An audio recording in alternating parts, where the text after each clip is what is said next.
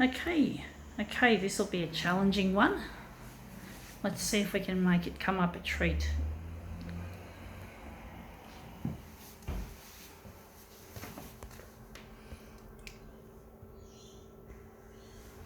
Okay.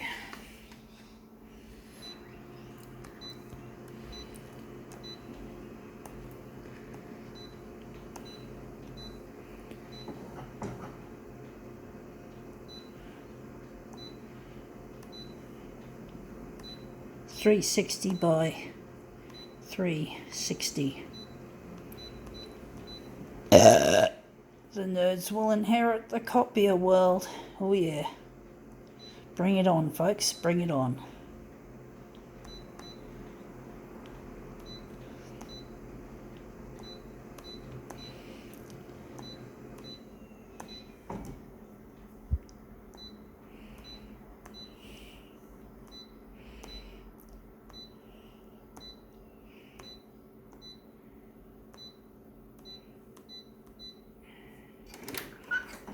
Okay, let's see what we have. We have here a shirt with beading. So we're going to use this.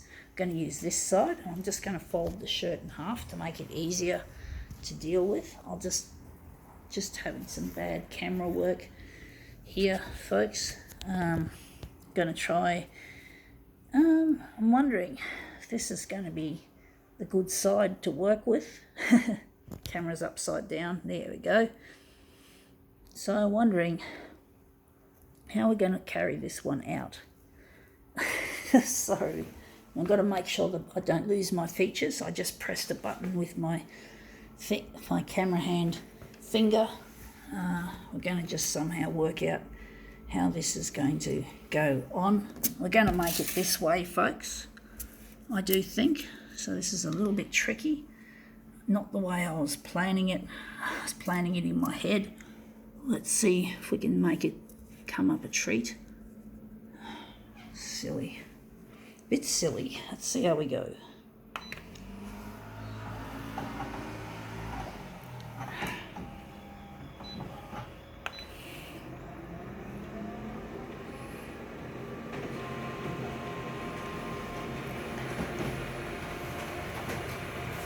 Okay, let's see how our work looks. Yeah, it looks nice, but we do need a bit more enlargement on the horizontal to get rid of that edge. So it looks nice so far. So the horizontal's going to need more heavy enlargement. So we're just going to make it 360, 390. We're going to just be 10% shy of 400%.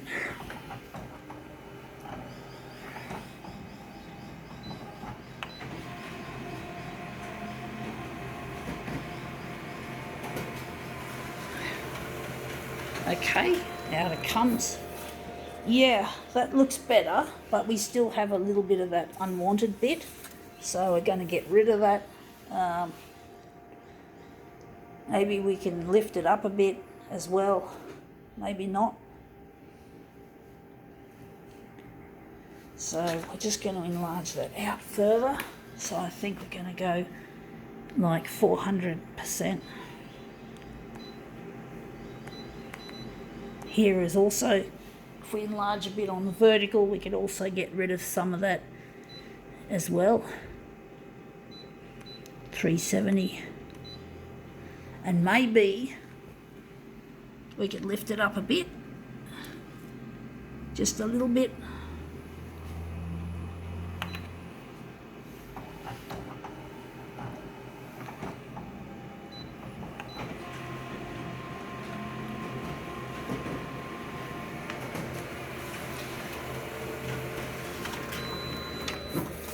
Okay, well that looks interesting, but we now have more of that unwanted stuff. That's as big as we can get it on the horizontal. Maybe we'll have to leave it like that. Don't know.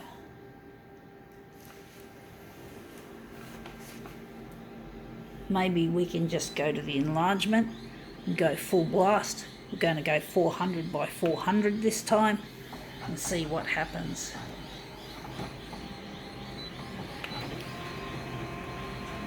Hopefully this will turn up a treat.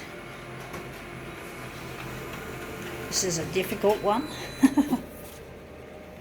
And that looks really quite nice. You've got only a little bit of that piece.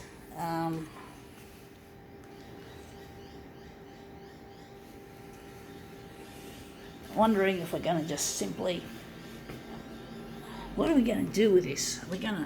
I got a gut feeling we're just going to keep as is, even though we've got that little bit at the edge which looks a little bit unsightly.